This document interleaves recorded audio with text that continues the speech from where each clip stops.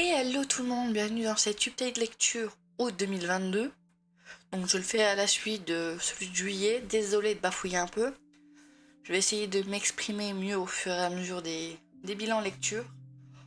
Donc comme l'autre, c'est des petites étiquettes prises sur Livre Addict. Vous avez mon lien dans la description. Comme ça vous voyez mes notes au fur et à mesure et je vous explique un petit peu ce qui se passe. S'il y a des trucs que j'ai aimés ou pas, j'essaye de les dire. Mais en général, pour l'instant, ça a été d'assez bonne lecture. C'est parti. Du coup, encore du One Piece. Donc je crois que là, c'est 3 One Piece d'affilée, oui. J'avais lu 3 One Piece d'affilée. Donc du 99 au 101. Donc on est toujours face à Kaido, donc l'un des 4 empereurs des mers, je ne sais plus comment on dit tout, donc on suit toujours Luffy. J'ai mis 18 pour les 3. Donc c'est Daichiro Oda, genre manga shonen, édition Kléna.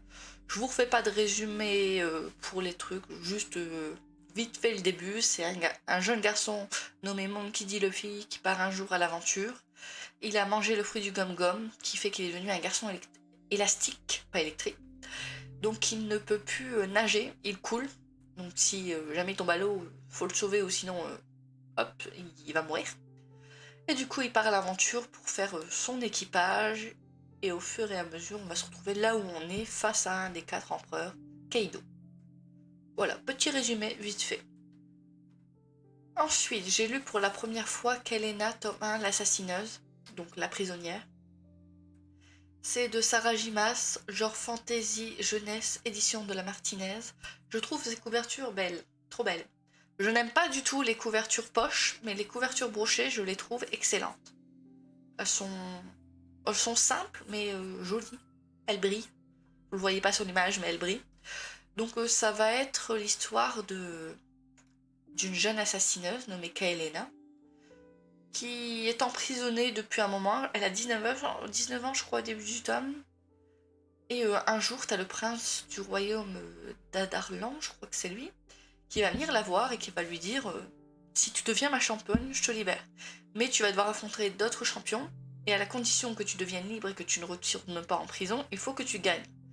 Donc elle accepte. Elle accepte pas tout de suite, je crois qu'il y a un petit truc, mais elle va accepter. Et du coup, elle va se retrouver à être le champion, enfin la championne du prince, et d'autres gens de la cour ont aussi leur champion. Il va y avoir des affrontements, et en plus de ça, il y a un peu de mystère, il y a des champions qui se font tuer par une bête, on ne sait pas d'où elle sort. Kaelena va aussi rencontrer le fantôme d'une ancienne reine de ce royaume qui était une fae, alors que dans ce royaume, ils n'aiment pas les failles.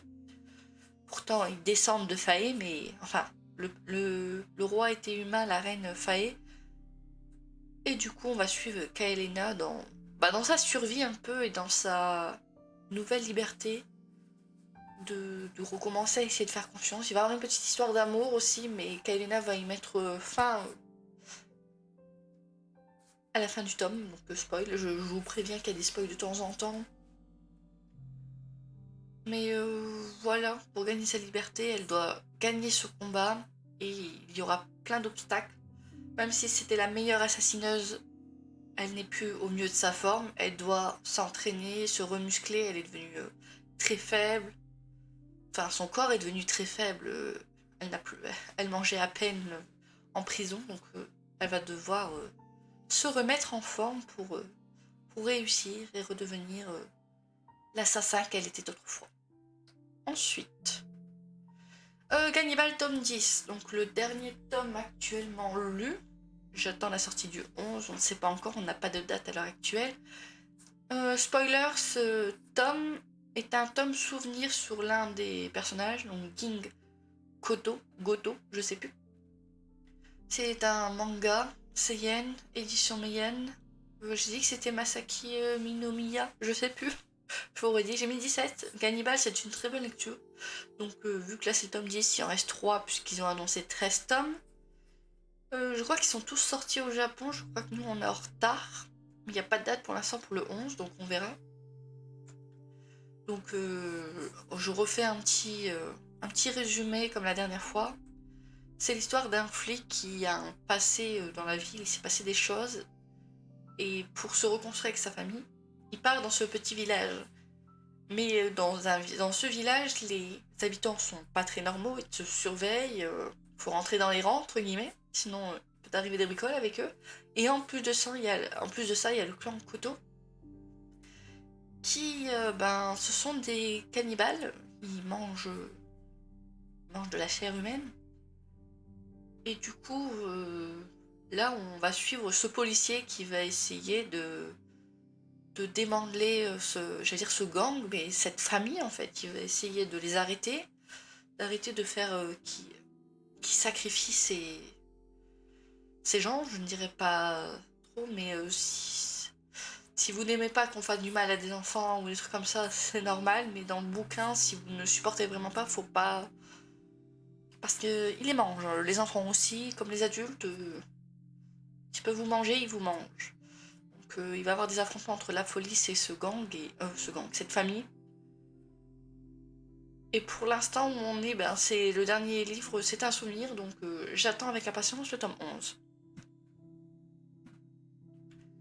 Ensuite, j'ai lu Creuset City tome 1, Maison de la Terre et du Sang, qui fait à peu près 1000 pages. De Sarah J. Maas, genre fantasy, édition de Saxus. J'ai adoré ma lecture, j'ai mis 18, mais j'ai adoré ma lecture. On va suivre Brice, qui est une jeune femme mi-faille, mi-humaine, qui travaille dans une sorte de... C'est quoi déjà? Non. Dans un elle travaille dans les antiquités, donc elle vend des artefacts magiques et tout. Et un jour où elle aura eu un rendez-vous avec son mec et ça s'est très mal passé, elle va aller dans une fête et quand elle va rentrer, sa meilleure amie et la meute qui était des loups-garous de sa meilleure amie sont morts dans son salon. Elle va suivre une créature jusqu'à un faillet qui est en train de se faire battre, manger par cette créature et elle va le sauver entre guillemets. Et du coup on va suivre au début, il se passe... Après ça il y a une épilogue de 2 ans je crois. Je sais plus si on dit épilogue. Mais 2 ans plus tard, ils reviennent la voir en disant il y a eu telle personne qui est morte. Vous l'avez vu la dernière, encore une fois.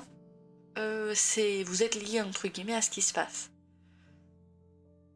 Et du coup, elle va se retrouver dans une enquête où elle va essayer de trouver qui a tué sa meilleure amie et sa meute et ses autres gens.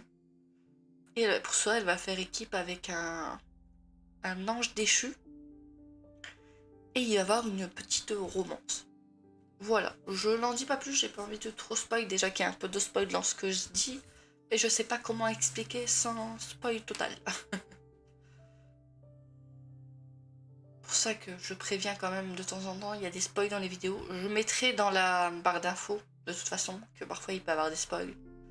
Parfois non, c'est juste un petit résumé. Ensuite, j'ai lu Blackwater tome 1, La Crue, de Michel McDowell, j'espère que je dis bien. Fantastique horreur et des éditions Monsieur Toussaint à l'ouverture. J'ai mis 16, c'est une bonne lecture. Juste que pour l'instant, j'attends le côté horreur. J'ai pas encore vu le côté horreur. Et fantastique, comment dire, on le voit de loin. Il est là, mais il n'y a pas grand chose pour l'instant. Alors ça va être un jour là où ils vivent, il va y avoir une montée d'eau, donc la ville va se retrouver sous l'eau. Et du coup, il va y avoir 2 hommes, un homme et son servant, je crois, un truc comme ça, qui vont aller voir si tout va bien, s'il n'y a plus personne dans la ville qui est sous l'eau. Donc ils vont faire le tour des bâtiments, ils vont arriver à l'hôtel, ils vont voir une femme qui est dans une chambre seule. Personne ne la connaît, apparemment elle est là pour devenir prof. Donc elle a appris qu'une place se libérait, donc elle arrive. Donc c'est la famille des Casquets, une famille riche. Et du coup, ils vont prendre soin d'elle, entre guillemets. Ils vont la faire sortir de là. Ils vont l'emmener à l'église, de là où il y a toutes les familles et tout. Et l'oncle de l'homme qui l'a sauvé va l'héberger. Avec sa fille, ils vont l'héberger. Elle va avoir une sorte de romance avec le personnage qui l'aura sauvé. Mais entre deux, elle est pas très nette. Tu vois, la sœur de la personne qui l'a sauvée, qu'à un moment elle la voit dans l'eau, mais comment elle la décrit pas comme une humaine. Elle voit des choses, elle se dit que c'est juste la lumière qui fait ça, mais elle décrit des couleurs de la peau, tout ça, qui sont pas exactement la couleur humaine. Et plus tard dans le bouquin, donc spoil, à un moment il y a un petit garçon qui va vouloir nager ou jouer avec elle, je sais plus. Et quand il va se retrouver dans un tourbillon et qu'il va disparaître, mourir, elle va pas l'aider. Donc c'est elle un peu qui l'a emmené là. Donc elle est pas nette cette madame. Il y a même un moment, elle va tomber enceinte pour échanger son gosse contre la maison que sa belle-mère lui a construite et que sa belle-mère ne voulait pas la laisser partir. Parce qu'elle ne l'aime pas, la belle-mère. Donc je vous dis un petit peu vite fait. Donc pour l'instant, j'attends ma lecture du tome 2 que je vais lire là prochainement parce que j'aime bien, mais je ne sais pas trop quoi penser. J'attends vraiment que le côté horreur se manifeste. Parce que pour l'instant, même le petit garçon qui a disparu, c'est pas... Ça s'est vite éclipsé, quoi. Il n'y a pas eu grand-chose. Donc voilà. Pour l'instant, cette femme est encore un mystère et j'espère qu'on va en apprendre plus sur cette personne. Voilà, prochaine lecture. Du coup, j'ai lu Kellet Game, tome 6, de Kaneyoshi Izumi, genre manga shoujo, édition Kazé. Donc on est au tome 6, mais en fait c'est l'histoire d'une princesse qui doit épouser le prince d'un royaume à côté pour être sûre de ne pas être en guerre, parce qu'apparemment c'est un royaume plus puissant. Elle est envoyée là-bas, mais elle va se faire passer pour sa servante, et sa servante va se faire passer pour elle. À ce moment-là, elle va se faire passer pour une chevalière, pas pour une servante, parce qu'elle aime bien jouer de l'épée. Elle sait se débrouiller un petit peu. Et arrivée là-bas, elle va se rendre compte qu'en fait, c'est pas la seule épouse. Il y a plusieurs reines qui sont là, et le roi doit en choisir une. Et ben, il va y avoir des complots, des morts, et nous, on va suivre... elle va se faire appeler Violette à ce moment-là. Violette qui va rencontrer le vrai roi et ils vont commencer à avoir une relation, une amitié. Mais elle, jamais elle ne lui dira qui elle est. Pour l'instant, de ce qu'on comprend, pour l'instant, elle ne compte pas lui dire qui elle est. Et j'attends avec impatience le tome 7. Parce que pour l'instant, il y a... Je sais plus comment elle s'appelle. Anne, je crois, la méchante... Enfin, c'est la plus méchante de tous, pour l'instant. Même s'il y en a une autre qui est sa sœur qui risque de lui poser problème à un moment donné. Mais pour l'instant, c'est un combat entre reines. Ils sont prêts à mentir, à faire tuer les autres reines pour devenir la reine, alors que celle qu'on suit, nous, elle n'avait pas envie d'être là. Au début, elle était censée épouser quelqu'un d'autre. Donc voilà. Donc ben j'ai hâte de voir ce tome 7. C'était un petit résumé court. Alors Berserk tome 20. Et c'est mon dernier tome actuellement lu, j'ai le 21 qui m'attend. C'est de Kentaro Miura, genre manga seinen, édition Glénat. Donc on va suivre Guts qui va combattre un moment, faire partie de la troupe du Faucon. Et avec cette troupe, ils vont lier des amitiés, le chef, et à un moment, Guts va partir.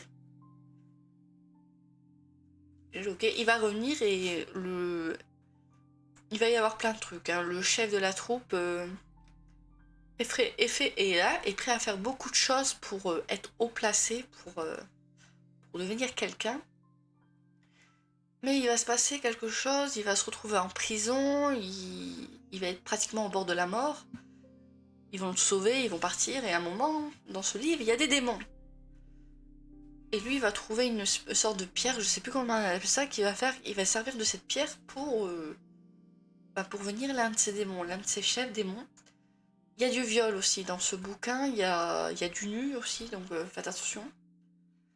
Et du coup, il va faire du mal à quelqu'un que Guts est très proche. Ils vont tuer beaucoup de gens de cette troupe. Et Guts, ils vont pas le tuer, ni une autre personne. Ils vont lui mettre une marque. Et cette marque va faire que ça va attirer les démons vers eux. Donc eux, ils vont s'échapper. Et Guts, lui, il va partir. Il va laisser la personne avec lui parce qu'elle va plus bien, en fait. Elle ne va pas bien. Elle a des crises. Elle ne reconnaît plus vraiment. Elle ne parle plus. Elle est devenue un peu folle, on va dire. Et Guts, lui, il va partir à la recherche du chef de la troupe du Faucon, le Faucon. Je ne sais plus quel est son nom à la base. Griffin? Ouais, Griffin, il est marqué. De se venger de Griffin. Il va partir, il va rencontrer une fée avec qui il va voyager malgré lui, parce que lui, il veut pas s'attacher, mais la fée le suit. Donc en vrai, il aime bien, mais il veut pas s'attacher, de ce que je comprends. Et au début des bouquins, on se retrouve genre aujourd'hui, mais au bout d'un moment, on va se retrouver dans le passé. Donc j'étais un peu perdue à un moment, mais c'est une bonne lecture. Et ben j'ai hâte de lire mon tome 21. Je vais pas vous en dire plus, je veux pas spoiler si vous avez jamais lu Berserk.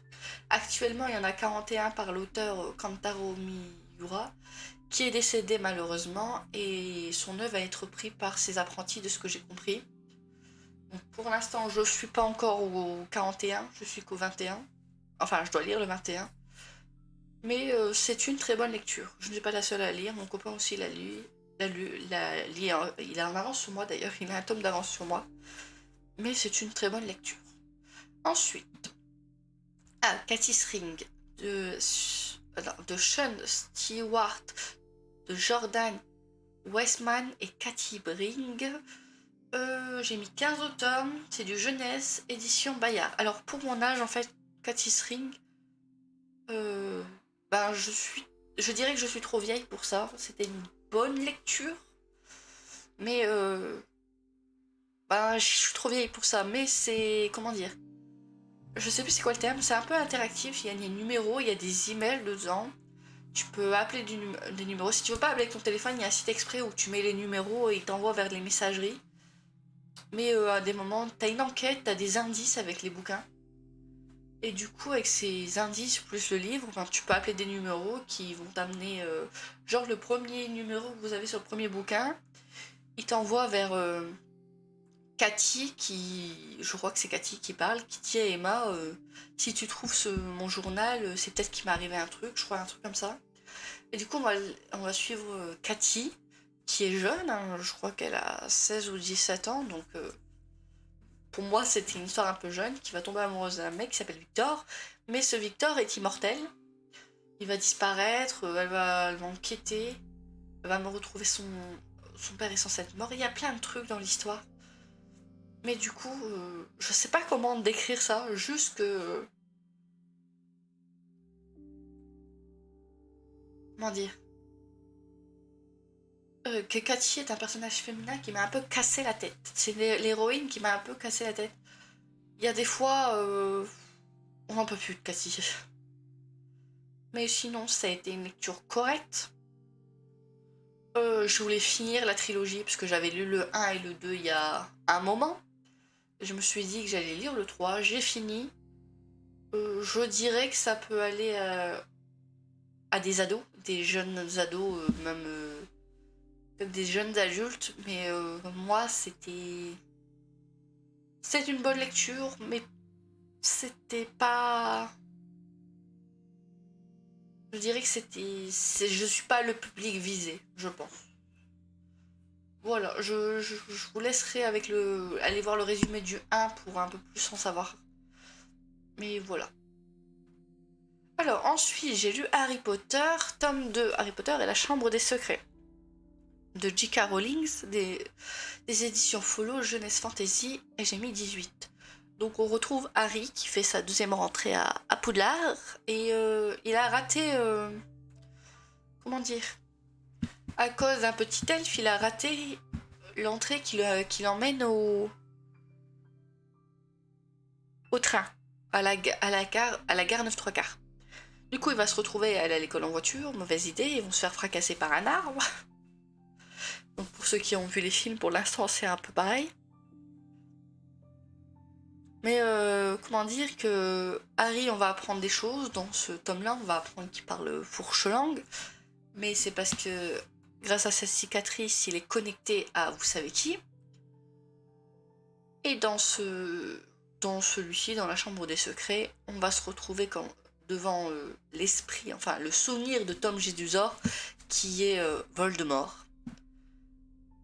Et Harry va devoir l'affronter pour sauver la sœur de Ron et les Moldus en général, qui sont les victimes de Tom Jedusor, qui à l'époque n'avait pas été accusé, c'était Hagrid qui avait été accusé de ce qui se passait.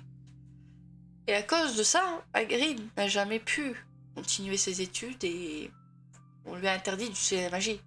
Alors je ne me souviens plus si après ça on lui dit c'était pas toi, tu peux réutiliser la magie, je ne sais pas. Je ne me souviens plus sa date et j'ai le tome 3 à lire. Donc c'est une première lecture des Harry Potter, je n'ai vu que les films, je ne vous fais pas de résumé. Je dis vite fait 3 phrases de ce qui se passe dans le bouquin. Sinon j'ai mis 18, c'est une très bonne lecture et j'ai hâte de continuer ma découverte des bouquins Harry Potter et voir les différences avec les films. Ensuite, j'ai lu le dernier volume de Kazane la voleuse de visage de Daruma Matsura. J'ai mis 17, c'est du manga du Seiyen et d'édition Kion. Dans ce dernier volume, Kazane va jouer pour la dernière fois sur scène et il va se passer des choses qui font que malheureusement, il va arriver quelque chose d'horrible à Kazane. Et ça va conclure... comment dire, il lui arrive quelque chose d'horrible, mais c'est pas totalement ça. Mais du coup, vite fait, c'est l'histoire de Kazane, une jeune fille pas très belle qui a un visage vraiment déformé, c'est même exagéré. Sa mère lui a légué un rouge à lèvres qui a le pouvoir, quand elle est sur ses lèvres et qu'elle embrasse quelqu'un, ça échange leur visage. Donc elle a ça qui va lui permettre de changer le visage avec des jeunes filles plutôt jolies pour pouvoir aller sur scène et devenir actrice. Et du coup, elle va devoir échanger. Il va se passer des choses qui vont faire que plusieurs fois, elle va avoir plusieurs visages pour monter sur scène. Et dans les derniers bouquins, on voit que Kazane n'est pas vraiment heureuse de la situation. Elle a compris quelque chose par rapport à sa mère. Et on va suivre Kazane dans son ultime représentation. Voilà, c'était une très bonne lecture. C'est en 14 tomes. Et j'ai bien aimé ma découverte de Kazane. Ensuite, nous avons L'appel de Cthulhu de Gutanabe, réécriture des chefs-d'œuvre de Lovecraft. Enfin, c'est des chefs-d'œuvre de Lovecraft, mais c'est des réécritures des romans de Lovecraft. Et du coup, de ce que j'ai compris dans ma lecture de ce manga, c'est qu'ils ont ajouté des trucs. J'ai l'impression qu'il était beaucoup plus long que l'appel de Cthulhu original de Lovecraft. Mais du coup, on va suivre le mythe de Cthulhu avec c'est un personnage qui va lire les journaux de son oncle ou je sais pas quoi. Et je sais pas comment vous expliquer c'est quoi le mythe de Cthulhu. Lisez-le. Mais du coup, on va apprendre des choses sur des gens qui sont un culte envers Cthulhu. On va se retrouver à voir la créature à un moment. Dans le bouquin, les dessins sont bien, sont incroyables, je trouve. Mais il y a beaucoup de gens qui vont rêver à un moment tous ensemble de Cthulhu. Et beaucoup des bouquins de Lovecraft sont autour de Cthulhu. C'est un peu l'œuvre, comme il est marqué, l'œuvre fondatrice, le mythe de Cthulhu, beaucoup de ces bouquins sont regroupés autour. Je sais pas comment vous le décrire, je vous laisse le petit résumé là. En tout cas pour moi c'était une bonne lecture. Là je compte me prendre le Molosse dans pas trop longtemps. Aussi de Gutanabe et il a refait les chefs-d'œuvre de Lovecraft. Enfin c'est comme ça que s'appellent ces bouquins. Voilà. Ensuite, j'ai lu Un palais d'épines et de roses, tome 2, Un palais de colère et de brune, de Sarah Gimas, genre fantasy romance, édition de la Martinez. J'ai mis 19, c'était une excellente lecture. encore meilleur que le premier bouquin.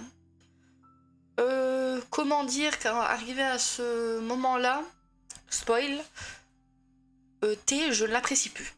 Je ne l'aime plus. Je dirais pas son nom en entier, mais on n'en peut plus de lui. Il a souffert, elle a souffert, mais il n'y a pas besoin de faire d'elle une prisonnière, entre guillemets. Tamlin, je ne le supporte plus à ce moment-là. Je préfère R, il me semble que c'est R, oui. Franchement, je préfère R, mais voilà, après avoir survécu au défi d'Amarante, elle se retrouve de nouveau dans la cour du printemps et elle fait tout le temps des cauchemars, elle se lève en pleine nuit pour vomir. Elle se sent comme étouffée, elle n'a pas le droit de sortir, il y a toujours des gardes derrière elle pour la protéger parce que T a peur qu'il lui arrive quelque chose. Mais dans le 1, elle a passé un pacte avec R qui fait que une semaine par mois, elle est censée aller à la cour de la nuit, si je dis pas de bêtises, oui. Donc il va venir la chercher, elle va aller là-bas. Et là-bas, en fait, elle fait pas de cauchemar, elle dort mieux, c'est ouvert, c'est... Et au fur et à mesure, elle va apprécier de passer son temps là-bas. Et à un moment, elle va retourner à la cour du printemps. Et Tamlin va faire un truc qu'il n'aurait jamais dû faire, il va l'enfermer. Donc elle est pas bien. En plus, elle est devenue immortelle, elle est devenue fae. Et elle a les pouvoirs d'à peu près tous les... Comment dire, les grands fae, les rois fae, je sais plus comment on appelle ça. Qui l'ont aidé à revenir à la vie. Du coup, elle va commencer à paniquer, il va se passer un truc, et c'est quelqu'un qui vient de la cour de la nuit qui va la sauver, l'emmener à la cour de la nuit, et elle voudra plus retourner à la cour du printemps après ce que T lui aura fait. Et ça se comprend. Et du coup, elle va découvrir, spoiler, qu'elle est l'âme sœur de R. Il va se passer plein de trucs. J'ai beaucoup aimé la relation entre Faye et R. R la laisse, la laisse respirer, il la laisse prendre ses décisions. Et même s'il veut la protéger, ben il la laisse faire. Il lui fait confiance, il ne l'enferme pas comme T avait fait. Et du coup, la fin de ce bouquin m'a laissé un peu sur ma faim. Vu que, comment dire, elle doit retourner malgré elle avec T pour protéger R et les autres. Donc il se passe des petits trucs. Ses sœurs se retrouvent transformées en fae aussi. Je sais pas comment expliquer ça, mais je vous dis juste que j'ai adoré le bouquin. Mais je ne supporte plus T. Je préfère R. Si vous êtes d'accord avec moi, dites-le dans les commentaires, mais c'est au bout d'un moment. Non, T, ça va. On peut ne plus le voir, ça me dérange pas.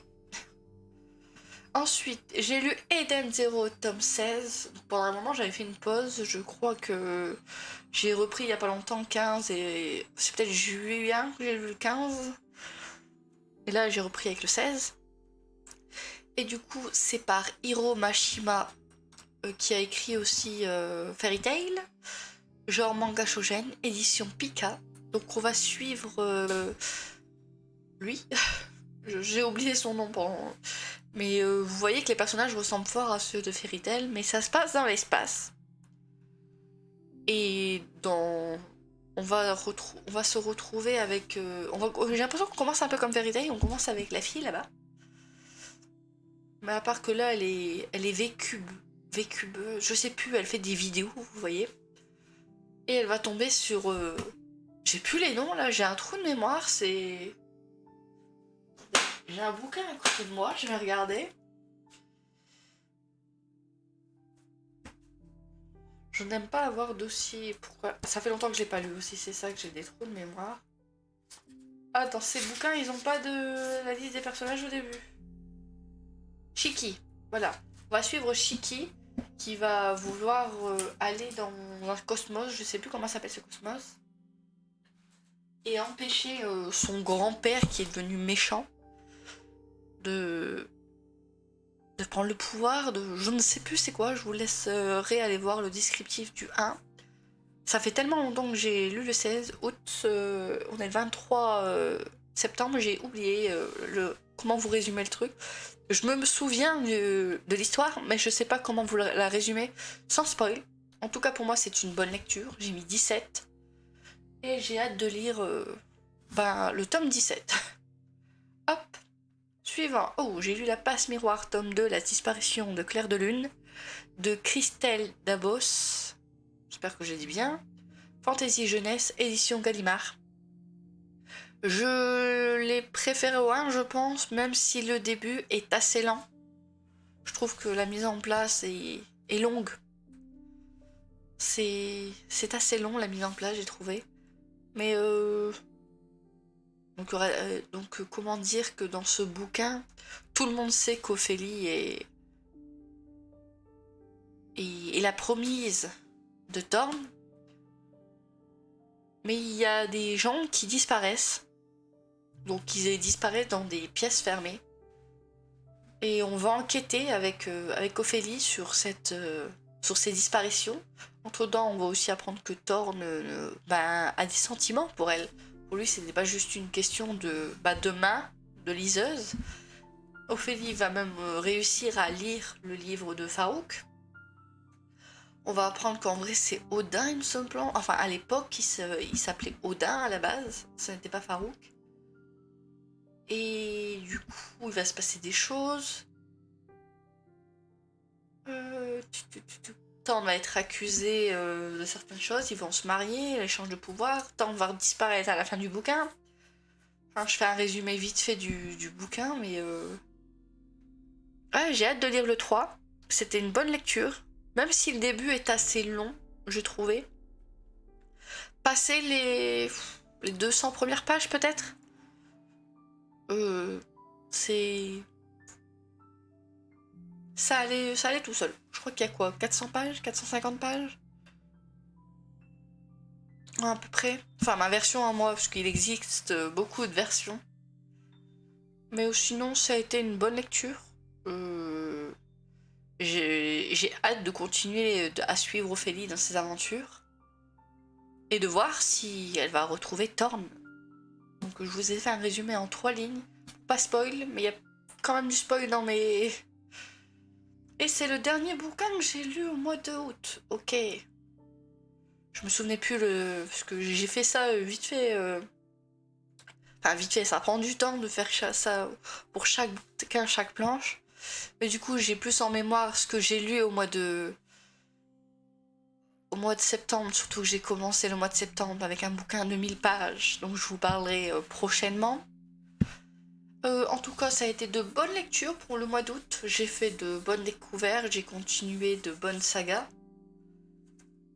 J'ai hâte de continuer la plupart des choses en cours et j'en ai fini certaines. J'ai fini notamment Kazane. J'ai fini notamment Kazane. Du coup, on se retrouve pour le prochain update vers octobre, je pense. Merci à tous d'avoir regardé. À la prochaine. Et merci de regarder ces vidéos malgré mon bafouillage et le fait que j'ai du mal à trouver mes mots, à faire mes petits résumés. Je vous souhaite à tous une bonne journée. À la prochaine. Allez, ciao!